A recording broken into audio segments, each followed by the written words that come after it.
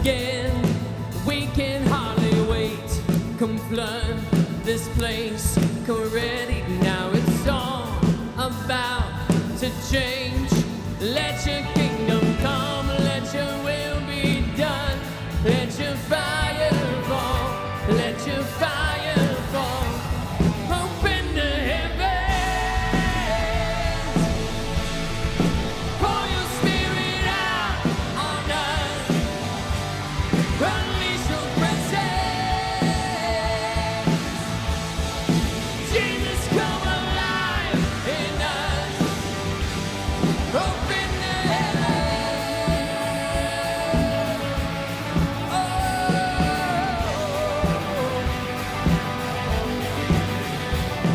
This time, this place, it's yours. Unlock the gates and open up the doors. Let your kingdom come. Let your will be done. Let your fire fall. Let your fire fall. Open the heavens. Pour your spirit out on us. Unleash your presence. Jesus, come alive in us. Open the heavens.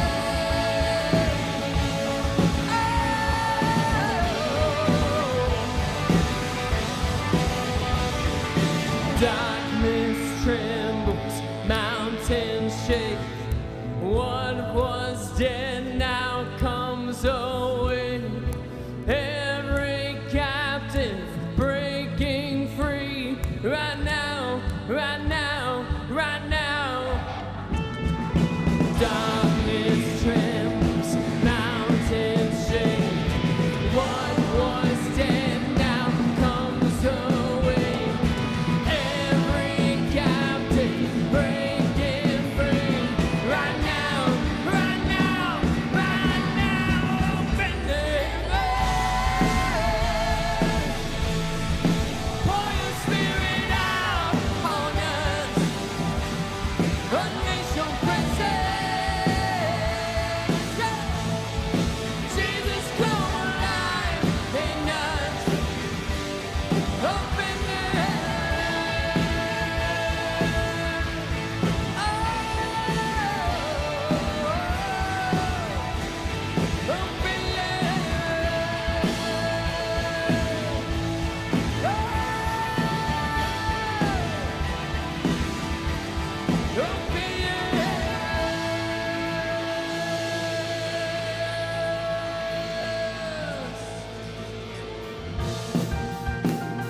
We're gonna keep singing today. Put those things together. Keep singing with us and sing to our King of Glory.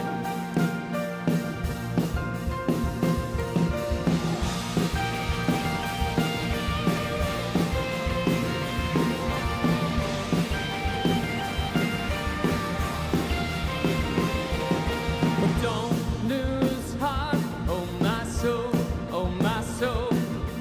Don't give up, there is hope, there is always hope.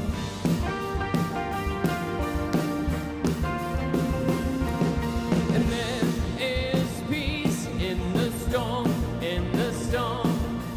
Don't forget, He is Lord of all.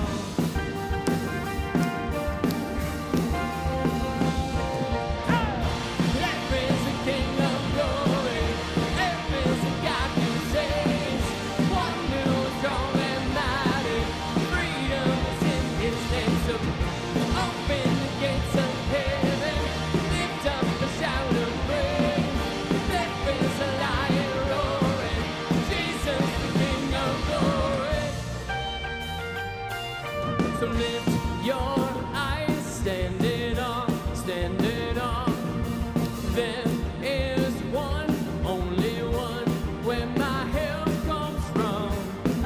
Raise your voice and say, lift your eyes, lift your eyes. There is the King of glory. There is a God who saves. One who is strong and mighty. Freedom is in His name. So open the gates of heaven.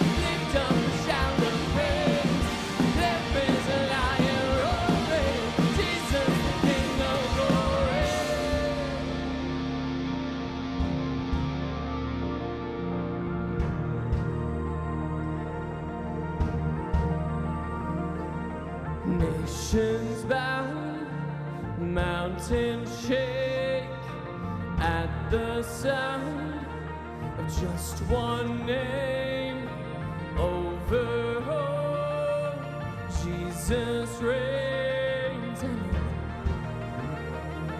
I know. Sing it together. Nations bow, mountains shake at the sound of just one name.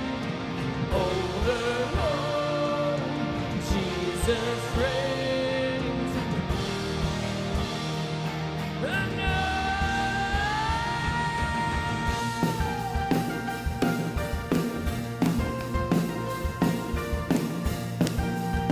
Sing this out together.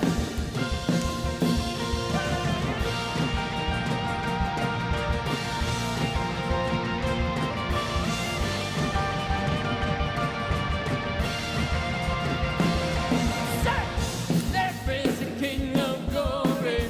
There is a God who saves. One who is strong and mighty. Freedom is in His name. So open the gates of heaven. Lift up the shout of praise. There is a lion roaring. Jesus, the King of glory. There is a King of glory. There is a God who saves. One who is strong and mighty. Freedom is in His name. So open the gates of heaven. Lift up the shout of praise. There is a lion roaring. Jesus, the King of glory.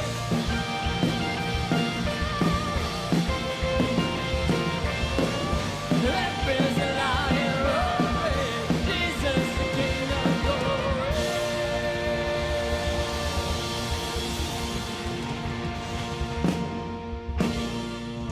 Welcome to Crosspoint. Go ahead and grab a seat. Let's hear it again for Brad and the band. Come on, wow. Didn't they get us started?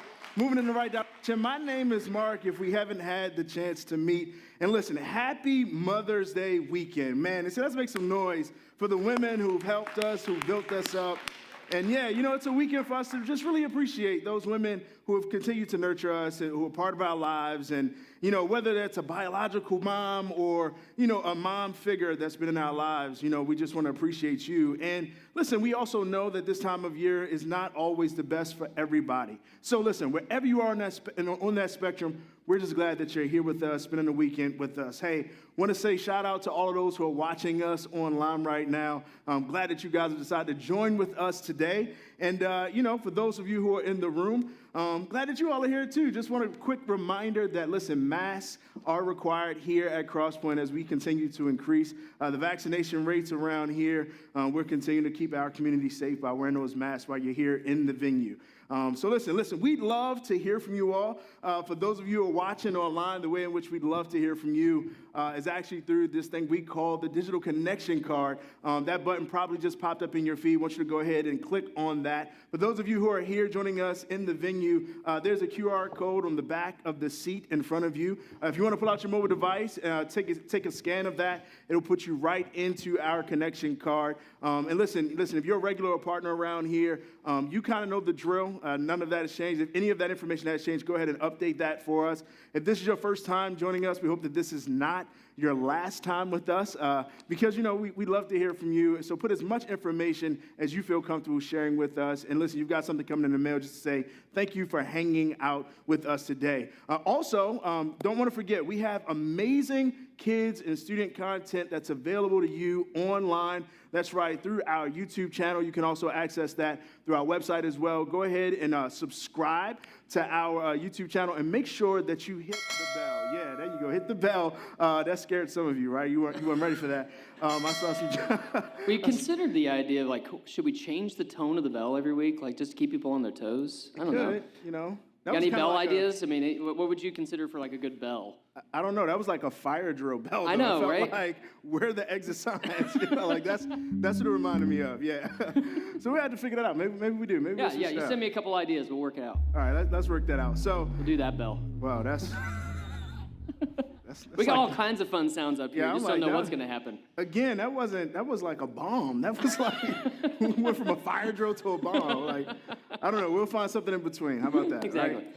It's all good. So listen, speaking of those amazing kids in student environment, listen to this. We have some big news this week, all right? And I know some of you that are watching online, this is going to be exciting news for you as well as exciting news for us. Listen, we are welcoming back our kids in student environments right here in the building. Yeah. Sunday, May 23rd. Listen, all environments will be available for the 9 a.m. service. Capacity limits will be in place, and we're asking that you pre-register your kids so that they can come and enjoy our amazing kids and students. Isn't that exciting, Brad? It's going to be awesome. Oh, yeah. I can't wait. I can't wait. It's going to be incredible. And, listen, go ahead. Make sure that you pre-register those kids. And, we can't wait to see you all here. Now, listen, this is also a big opportunity if you would like to help join us, right? Join us in volunteering in one of those environments. We'd love for you to join our kid environment teams. Let us know on that connection card if you're interested in volunteering. Again, that continues to help us to create more opportunities so that we can serve more kids, and we can't wait to see you all. Also, CSM, we've been meeting live right here in person on Monday nights for small group time. It's been amazing. We had an amazing time last week. Want to make sure that you students that are 7th through 12th grade, we're right here. We're meeting right here in person. It's been a really good time. Here's some other cool news. Next week, we are starting a brand new series, right? We're beginning a brand new series, Parenting in the 21st Century. Man, I could use this, Brad. Right? I mean, you got a little one. I got 3 at home.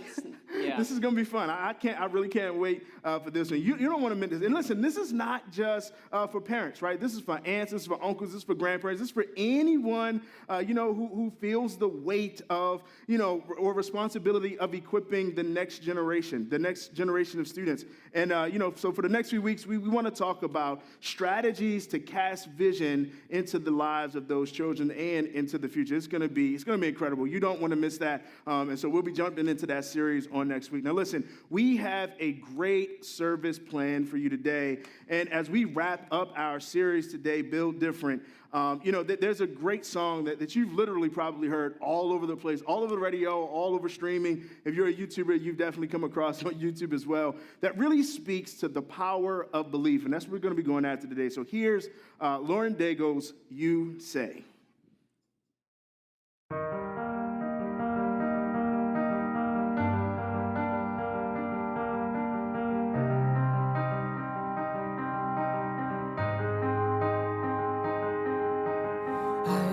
Fighting voices in my mind that say I'm not enough.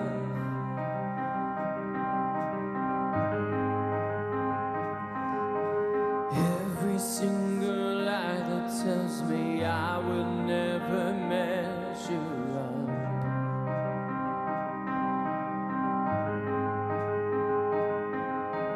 Am I more than just the sum of every high and every low?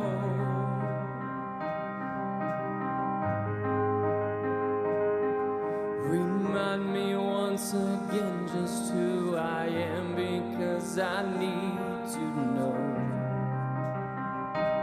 Oh, you say I am loved when I can't feel a thing. You say I am strong when I think I am weak. You say I am held when I am falling short, when I don't belong. You say I am yours, and I believe, oh, I believe what you say of me. I believe the only thing that matters now is everything you think of me.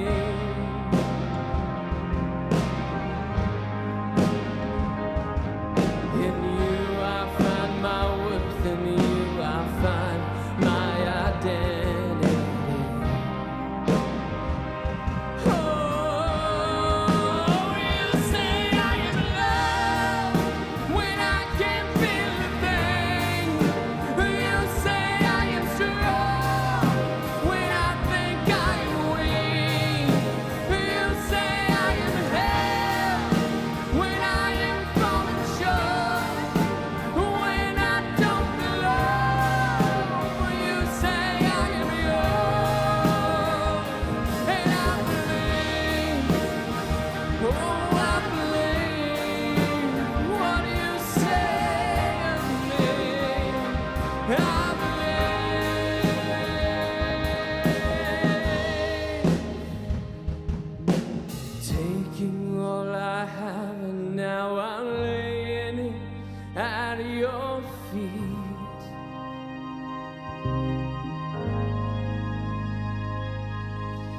You have every failure, God.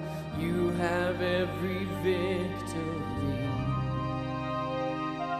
Oh, you say I am loved when I can't feel a thing. You say I am strong when I think I am weak. You say I am held when I am thrown and shoved, when I don't belong. You say I am yours, and I believe. Oh, I believe what you say of me. I believe. Oh, I believe. Yes, I believe what you say of me. I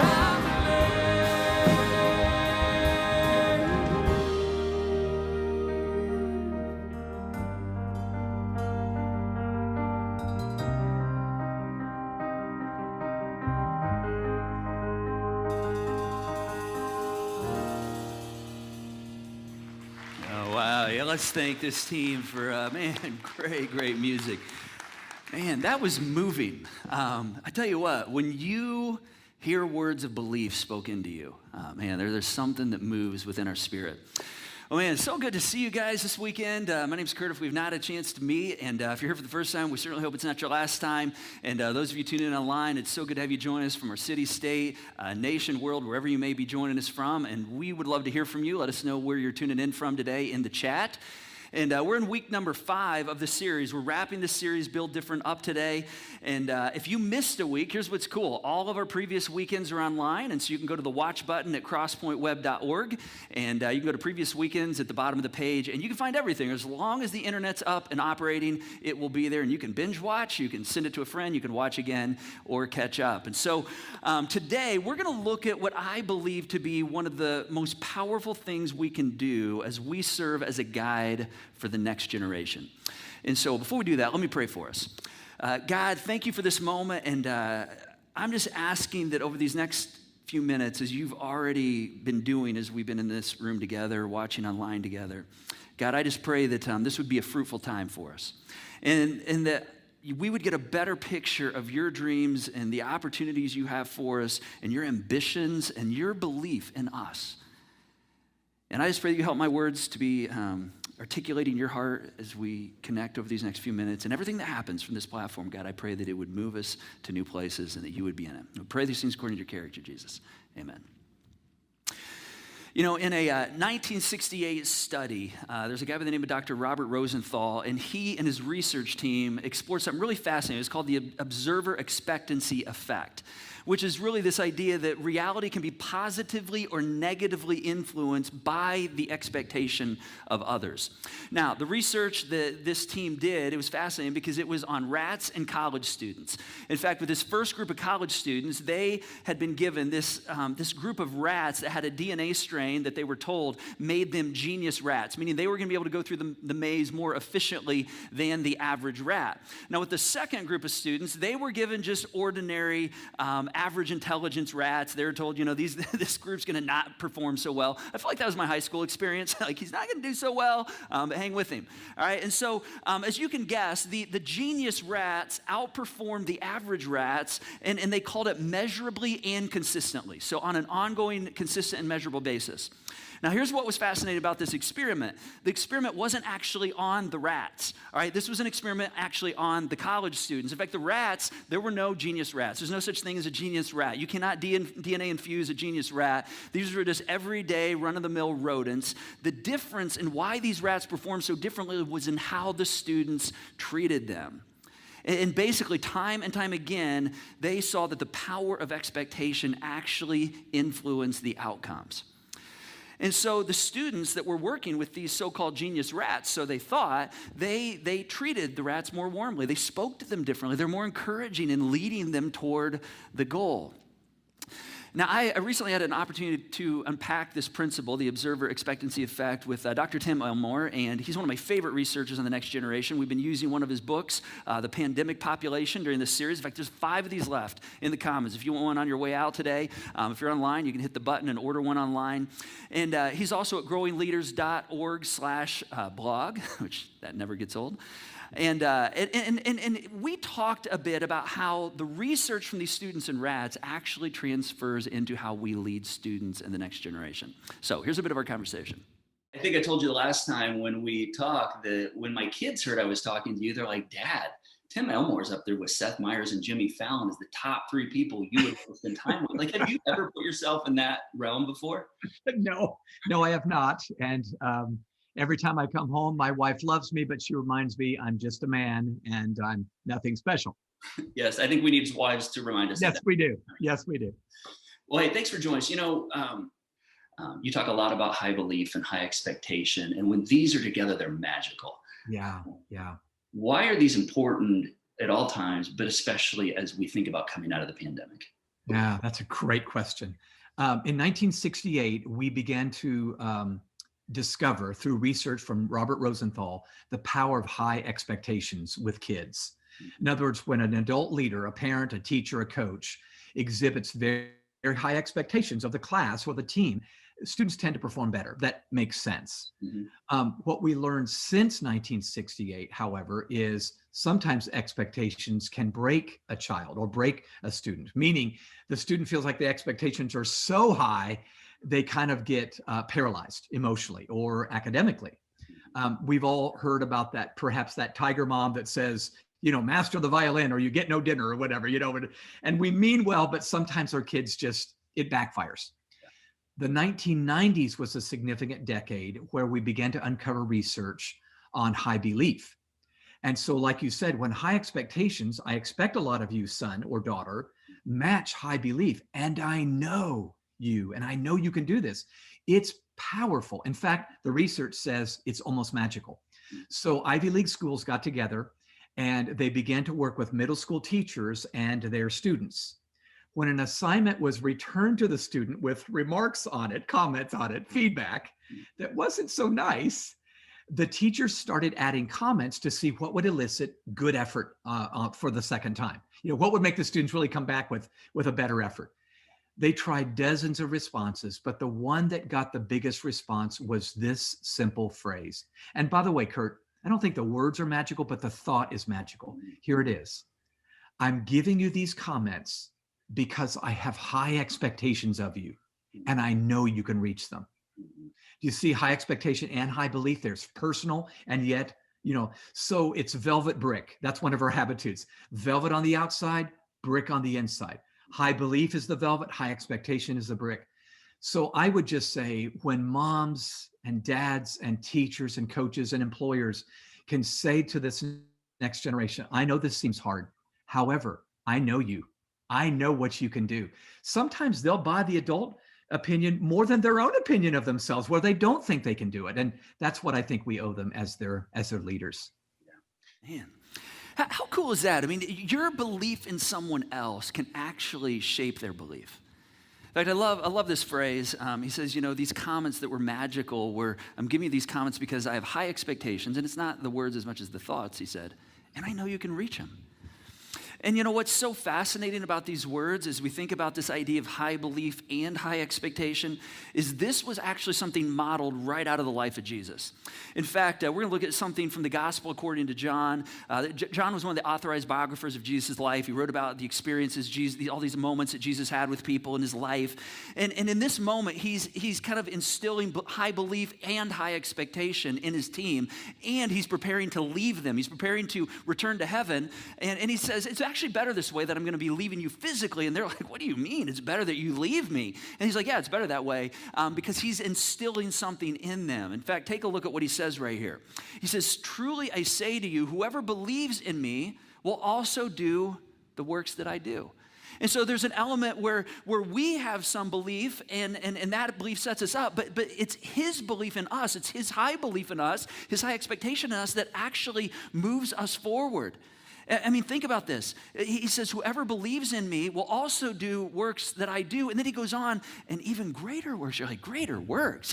Greater works than you? He's like, yes, greater works because I'm going to be with the Father. I mean, think about this for a moment. I don't begin to assume that we're all in the same place spiritually as it relates to who Jesus is. I mean, you may be on a journey to understanding, as you're here sitting in this room or as you're tuning in online, and that's cool because this is a place where you can kind of piece together, who you begin to believe Jesus is.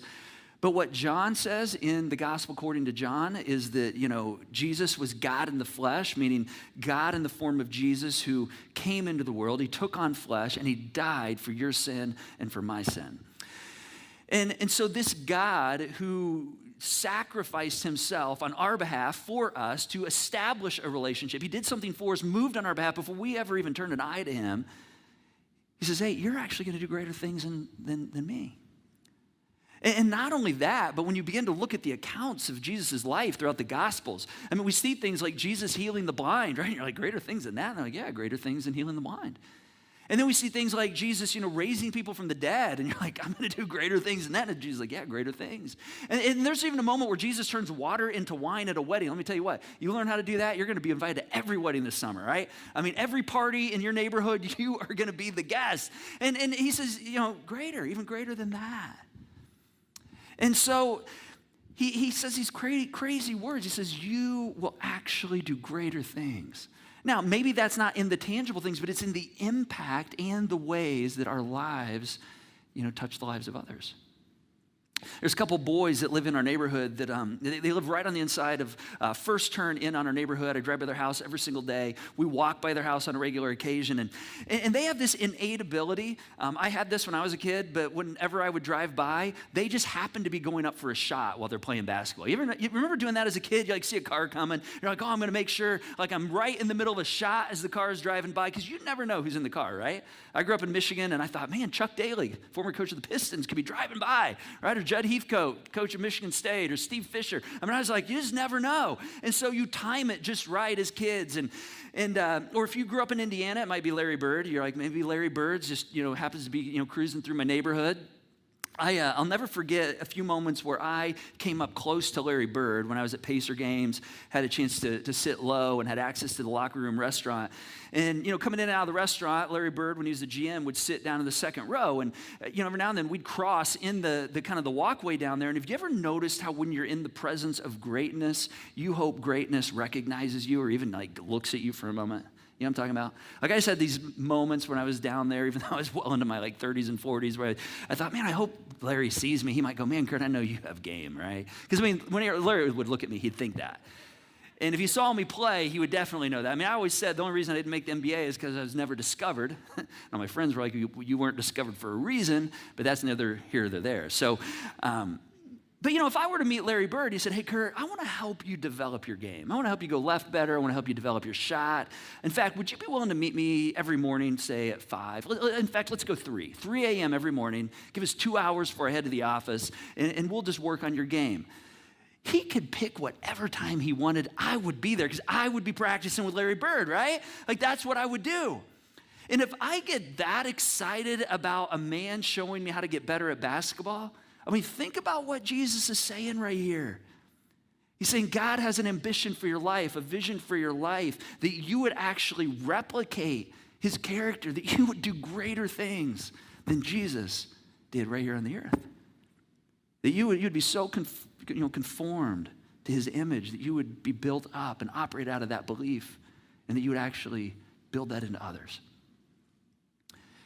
Now, as we think about this idea of high belief and high expectation, one of the things that helps me is to see this in a matrix or a grid to understand how the different components play out. And so we developed this a few months ago. In fact, Mark taught this earlier this year and did kind of a quick flyover. I want to bring it back to just highlight a few things in this because this is so powerful. And I think as you look at this, you're going to see this is supported by history. You've probably experienced most of these things, and we see this in this scene from the life of Jesus. And so take a look here. We have expectation. We have high expectation, low expectation, and we have belief when we have a high belief and low belief. And so I want you to imagine for a moment what it would be like to be in a context where you had high expectations for you, but low belief. That would be kind of the upper left quadrant right here. All right, and you might be thinking, I don't have to imagine that. I live that every single day. Like, that's my boss. I mean, they have all these expectations, but they don't have much belief that I actually can achieve them. Or maybe this is your kids, right? And so what's that context feel like? Well, here's the word. It's stressful. That's what it is. I mean, because you have all these expectations of you, but you don't really feel like anybody believes you can pull it off. And see, Dr. Elmore, my friend, by the way, he's my friend now. You know, when we've been talking, he talked about these high expectations that can come at times from unhealthy places. Meaning, you know, as parents, as grandparents, as coaches, there's times where we can try to get kids to live out of our unlived expectations, our unlived dreams, if you will. I mean, from our emotional deficits, there's moments where, as parents, we can be so concerned about what our social, circle thinks about our kids that we're like, hey, don't disappoint me. I need you to perform well so everybody, thinks well of me. Or even in, kind of inferring or projecting our achievements, our 4.0 GPA, or, thank God my kids had a 2.6 GPA dad, right? There is no expectations put on them. Right? But like we infer these things, or if you're the captain of a team and you expect that in your kids. But see, what happens is unhealthy motivations actually infect, not affect, but infect a child's mindset. And over time, not necessarily right away, but over time, these students grow up. And as their social intelligence begins to develop, they begin to resent the people who are bringing these high expectations if they came from unhealthy places. Because they felt like it was a very egocentric place that those came out of. And they can feel it, and they feel the demands, and they feel like when there's high expectation but no belief, it leaves this sense of like, don't let me down. It's extremely stressful. So that's first quadrant. The second one, kind of the opposite end, lower right, is this idea of high belief and low expectation. Now, what would this feel like in this quadrant? This would just be hollow. It would be artificial. All right, it would be this hollow belief where there's not much expectation. Sometimes we lower the expectations. We actually do things for our kids, and they might like that in the moment, kind of like, oh man, I just got out of having to complete this. But in the long run, it actually oftentimes backfires. In fact, one of our kids, back when they were in the 6th grade, we got an academic letter about them being on academic probation because they had a D- in a class. And it was a little surprising because this particular kid, that usually wasn't the way they were academically. And so we got into Skyward, the digital grade book, and looked, and sure enough, I mean, they had a D-. I mean, they had like a B- on a project and an F. And the problem was we were like 3/4 of the way through the 9 weeks, and we were going, oh my gosh, there's only been 2 grades. And so we had a couple questions, and we asked to meet with the teacher just to kind of find out how we could support them. And so we said, one, we want to know, like, are there going to be additional grades that they're going to have the opportunity to projects where they can maybe bring their grade up? What can we do to support them in this? And then third, is this grade reflective of what you see? Like, does this reflect how they're tracking, or maybe did they have a bad day one day? And the teacher, he opened the grade book, and he said, let me look at this real quick. And he looked, he's like, oh no, this isn't reflective of that at all. In fact, I'm gonna go ahead and give her or him a B. He said, I'm gonna change it to a B. And Julie and I are like, whoa. That's not what we were asking. No, like, we're not asking you to change the grade. We just wanted to know if it was reflective of where they're at. He said, oh no, I mean, they should have a B. They're awesome. And I walked away from that. I went, oh my gosh, so he has very high belief, but I don't know that the expectation is very high because he didn't even give them the chance to like show that they could progress. And as a parent, when I walked away from that, I went, oh man. I also thought, this must be the regular conversation with teachers when parents meet with them. They must be like, hey, listen, this is my kid shouldn't have a D, they should have a B, and he just got in the habit of changing it, I guess. I don't know. It was the strangest thing. Now, let's be honest. As a kid, as a student in that situation, if you went from a D- to a B without any work, you'd be like, yes, right? Like, I'm not on academic probation anymore. I'm not like right on the line of not being able to do extracurriculars and so on. But at the same time, they know they didn't really achieve it, right? I mean, it's hollow belief. And kids and students feel this. I mean, when there's no expectations, but just high belief, like, oh, you can do it. You're awesome. You got this. It's all hollow, right? Although hyperbole, it actually can be pretty damaging. And then, in the next quadrant, you may have low expectation and low belief. And let's be honest, what's that feel like? That is flat out miserable, right? That is like purposelessness. That's like when you grow up in this setting, you're like, man, the moment I can get out of this house, I am gone, and I'm never coming back. because that is flat out miserable. I don't want to be here. I don't want to return to this. No expectation, no belief. But this last one, when we have high expectation and high belief, this is the secret weapon right here. This is where we begin to discover realistic hope that can actually take us to new places. And this is why this phrase that Dr. Elmore uses, man, I have high expectations for you. Here's what I expect, and I know you can achieve it. It balances belief and expectation. In fact, Stanford psychologist Carol Dweck, we looked at her a few weeks ago. She's the one that coined mindset, fixed mindset, growth mindset. A fixed mind believes that I'm either good at math or I'm not good at math. Whereas a growth mind believes, I'm not good at math yet, but my mind is a muscle, so I'm eventually going to get there. To get there, it requires high expectation and high belief, because expectation without belief is incomplete. Now, to help us better understand this, I want to invite my wife to come help explain this a bit. And so I hope welcome my wife, Julie, to the platform here with me today. Come on up here, Julie. Man, they give her like entrance music. She gets walk-up music. How about that? They don't even give me walk-up music, Julie. Hey, thanks for joining me. So Julie is our director of kids environments here at Crosspoint, but at the same time, that's like your side job. Right. We call her day job or her main job. She works for HSC Schools and does a lot of work with teacher development specialists, training. In fact, this last year, you spent a lot of time on this concept right here, which is really this idea of self-efficacy. And so explain to us what that is and why it's so important. Well, it really ties into what we've been talking about already tonight. Self-efficacy is this belief that we are able to succeed in things that are realistic for us. Like you brought up basketball. Okay, so I will never play in the WNBA. Really? However, right, like I'm short, my age, all the things. But I could learn how to play basketball. Yes. So it's within that range of what I'm capable of. And so, really when you think about this efficacy, which first of all, it's a really fun word to say, but when we think about that ability to succeed, there's actually some sources that can help us with that in really all aspects of our life. And so the first one is that we need to experience success. And so we don't mean like necessarily that end goal, but success with certain things up to that. So like me learning how to play basketball, right? Like me learning how to make a basket would be one of those things, the incremental steps of success. The next one is to see others succeed. So ideally, it would be great if you are actually seeing somebody that's just a little bit ahead of you in that learning process, but it doesn't have to be. So you're like, gosh, I could do that too. So when you see it, it actually inspires you to believe you can do it as well. Right, absolutely. And then the next one is like to receive encouragement.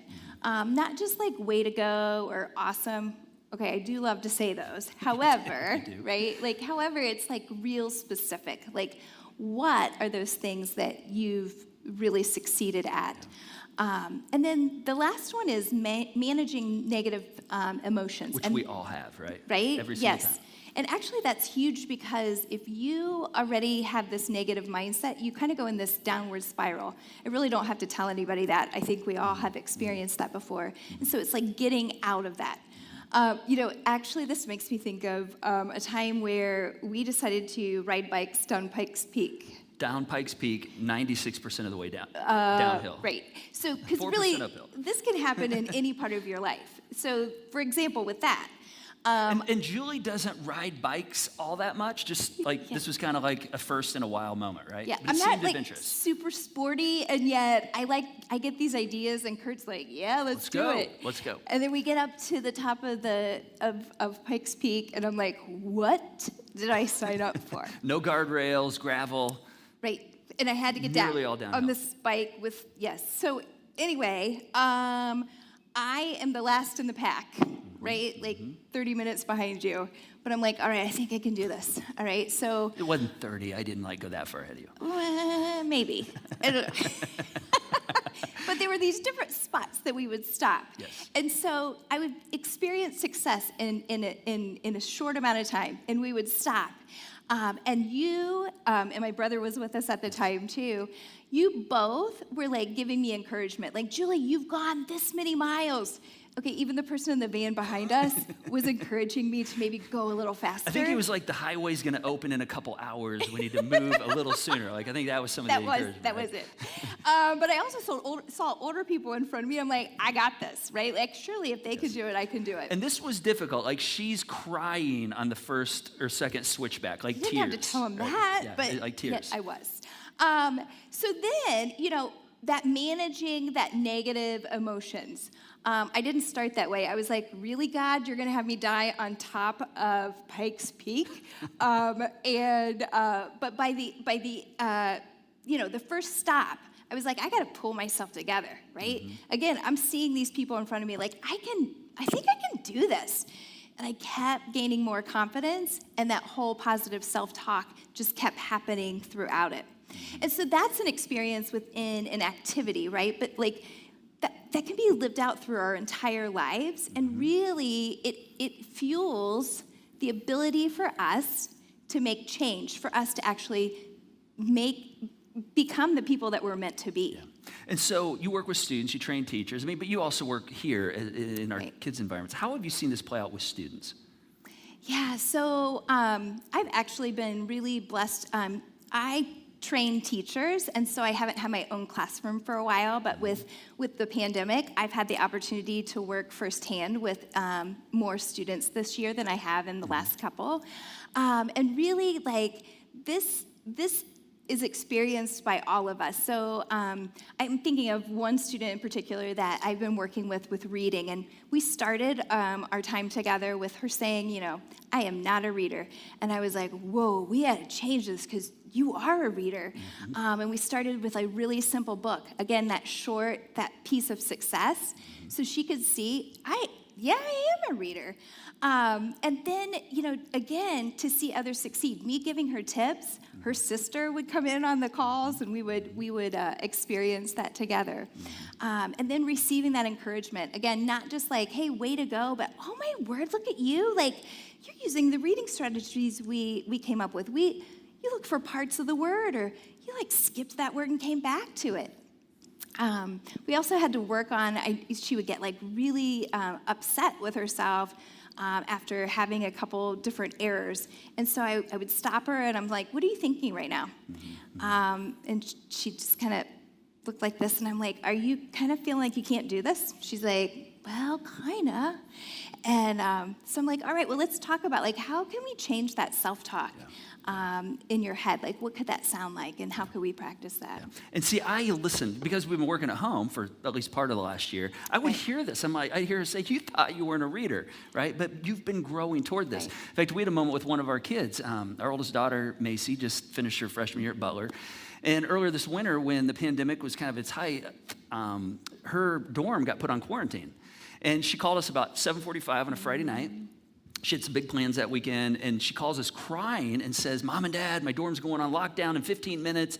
Anybody in the building has to stay. The Marion County Health Department's here. They're going to be testing all weekend. We have to be stuck inside all weekend long. She's like, I'm putting a bag together, and I'm going to stand on the curb for an hour or two in the 20-degree temperature, by the way, until you can get down and pick me up, because I can't do this. And I really wanted to pick her up, but I knew that wasn't the right thing And so to we do. looked at each other, and I'm shaking my head. And so over the phone, we said, Macy, we are not coming to get you. And crying and tears. And it was hard, right? I mean, this is hard. Right. But in the end, we told her, we said, we actually expect your student, we expect you to stay there. And we don't want you to bring that home if you're positive. In fact, and put us all into quarantine. But at the same time, we believe you have the skills and the capacities to do this. Right. And so it ended up being one of the best weekends ever for her. Right? I mean, we kind of knew that. I mean, think about this. Being stuck in a dorm all weekend, they're feeding pizza to every floor all weekend long, games, movies. It was like a party. It was like the most connective experience all month long at her campus. But it came because of that expectation and belief, and her seeing others that were having fun and realizing, okay, I can make the most of this. Right. And you know what's really cool about this, too, is we're talking about building into others and students, but also in the processes of us doing that, we actually are developing our own self-efficacy as well. Yeah. Yeah. So how do we do this? Tim Elmore gives us 5 things in his book. If you've got his book, chapter 7. And I'm just going to list these for you. Julie's going to give a little color on them real quick. 5 ways we can begin to establish belief and expectation at the same level. Number 1 is spending one-on-one time with the student to build the relationship. Why is this so important? Right. I mean, that's the foundation. We need to feel seen and heard, every single one of us. And so for us to really have that connection initially, that relationship, that's the foundation of you continuing to grow forward. So you have to have the trust to build on that. Right. Number 2 is identify their strength. We call this identifying their superpower in our home. Our kids have superpowers, not real like superpowers, but like they have gifts, strengths that allow them to succeed in certain moments. Yeah, and so again, this is beyond that, like, wow, you are awesome. Okay, I love to say those. However, really, this is beyond that. Like, this is like really noticing and naming strengths. You know, we've got one of our daughters who's always like on the lookout for reading people's emotions. And she will like jump in and check on people, make sure they're okay. And so it's like saying, you know, it's not just like, wow, that was awesome, but like, wow, that was really thoughtful of you. You're the kind of person who is always caring about others. So it's that real specific piece. Mm-hmm. And then these next 2 kind of go together. So number 3 is tie words of affirmation and belief into a student's strength. And then number 4, be specific. Why is it important to be specific on these? Right, and so kind of like what we talked about just a moment ago, if we give a real grandiose affirmation, something that you can't really relate to or they can't really understand, it could mean anything. So again, going back to those like awesome or way to go, like that doesn't give them something to grab onto. Us noticing and naming those specific things actually helps build in to our students, our children, into their core. You're helping identify like who they are so that, you know, they are starting to own that themselves. And the ownership is the key. Correct. Right? Not having something extrinsically, but intrinsically where I begin to motivate.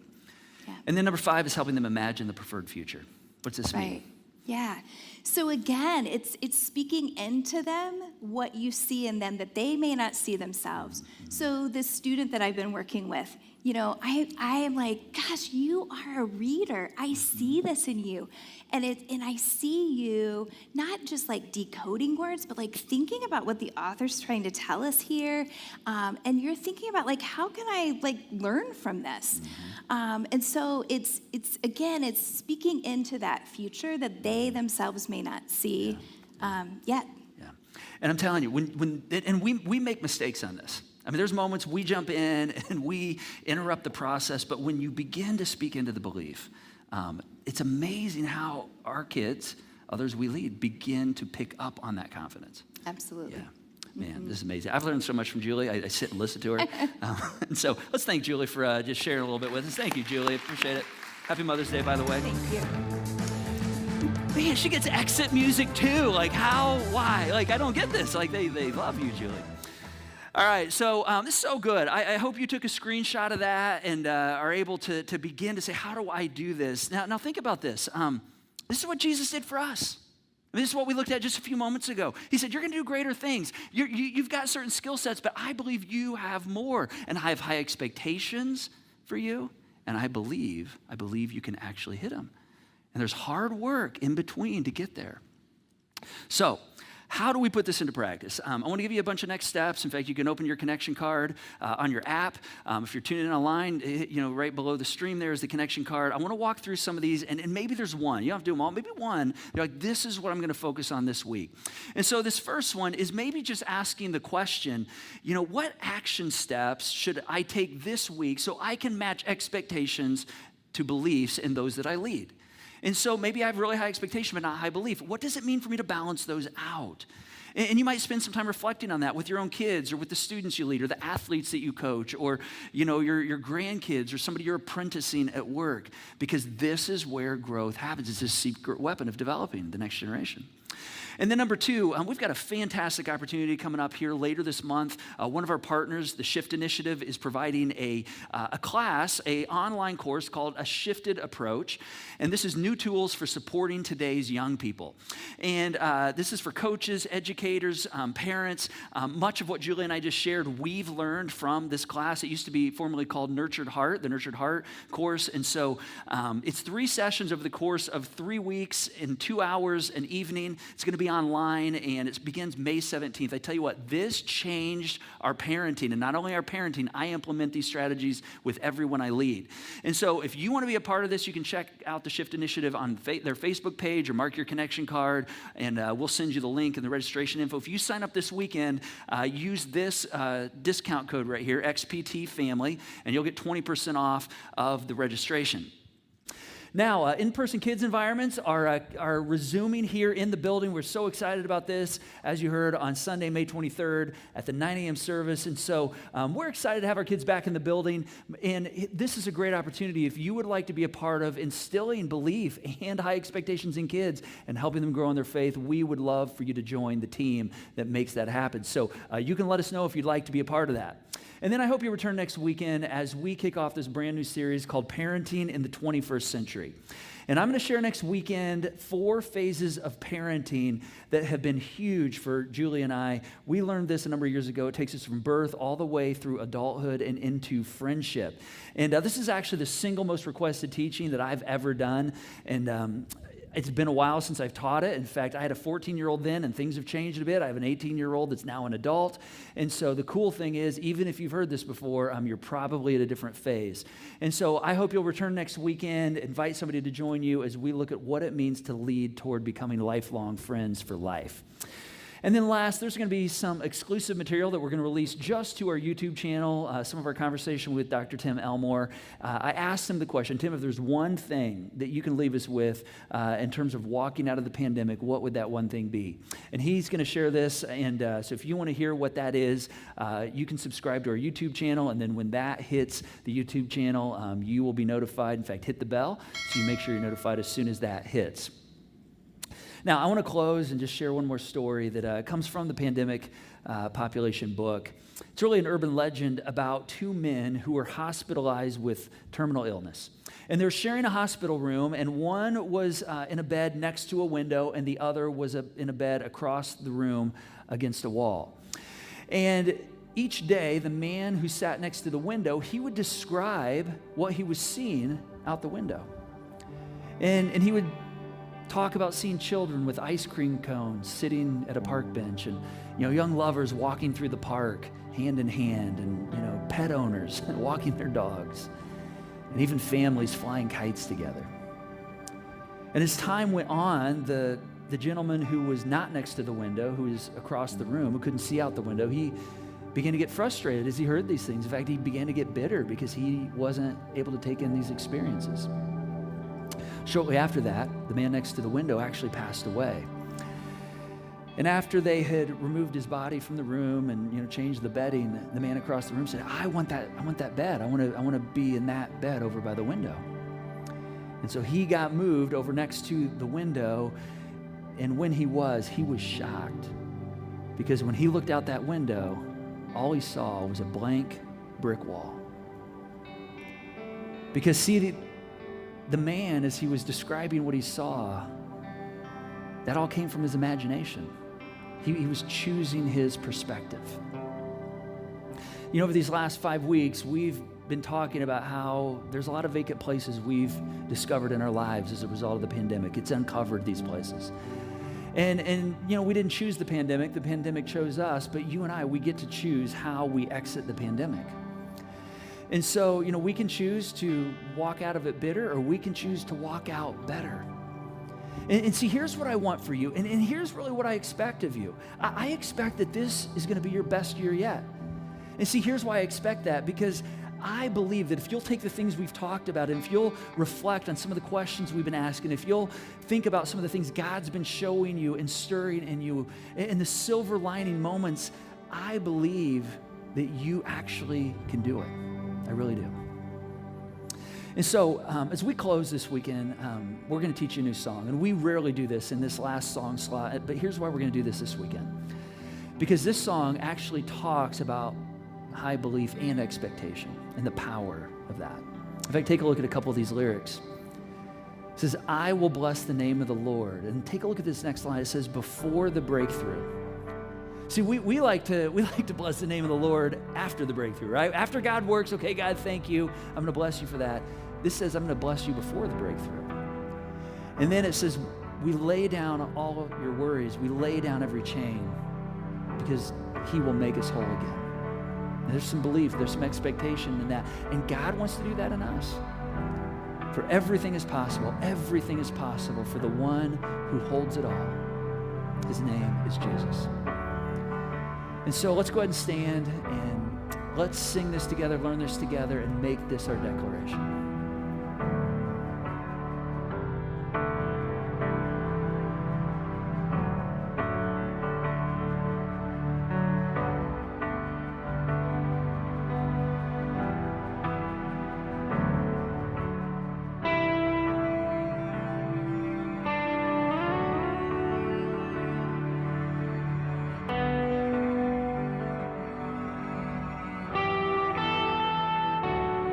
Come lay down all your worries. Come lay down every chain. Watch him break them all. He will make you whole again. Come lift up highest praises. Exalt the highest name. Watch him move right now as this whole room begins to change. I will bless the name of the Lord. I'll bless the name of the Lord before the breakthrough. Nothing he can do. I will bless the name of the Lord. I'll bless the name of the Lord. I know he'll come through. Nothing he can do.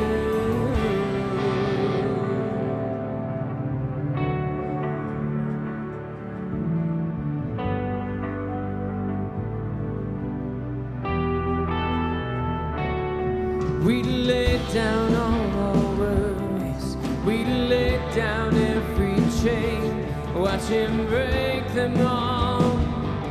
He will make us whole again. We lift up highest praises. Exalt the highest name. Watch him move right now as this whole room begins to change.